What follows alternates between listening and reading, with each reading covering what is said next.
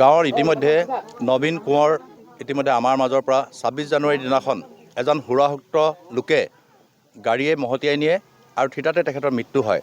আৰু সেই মৃত্যুৰ পৰিয়াললৈকে মই তেখেতৰ ঘৰলৈকে এষাৰ মাত দিবৰ কাৰণে আজি আহিলোঁ। পৰিয়ালটোক দেখি খুব যথেষ্ট বেয়া লাগিলে। তেখেতৰ দুটি সন্তান, কন্যা সন্তান আৰু এটা সৰু পুত্ৰ সন্তান। তো মই ভাবোঁ যে আগন্তুক দিনত আমি সেই পৰিয়ালটোক যাতে সংস্থাপিত কৰিব পাৰোঁ তাৰ কাৰণে মই চেষ্টা চলাম। আৰু এই অঞ্চললৈ আহিলোঁ, এই অঞ্চলৰ ৰাইজকো যথেষ্ট লগ পালোঁ।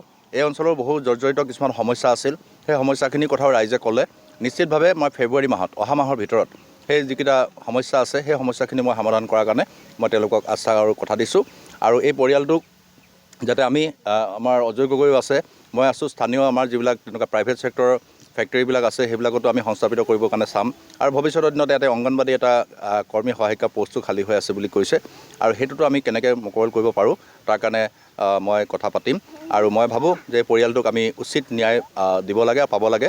আৰু মই জিলা উপায়ুক্তলৈকে অনুৰোধ জনাম যাতে আমি তৎকালভাৱে ডিজাষ্টাৰ মেনেজমেণ্টৰ ফালৰ পৰা যি 2 লাখ টকাৰো আমি যি অধিক আমি দিব পৰাকৈ আমাক ক্ষতিপূৰণ দিব পৰা এটা ছিষ্টেম থাকে, সেই ছিষ্টেমৰ আধাৰতে আমি দিবৰ কাৰণে মই জিলা উপায়ুক্তকে অনুৰোধ জনাইছোঁ।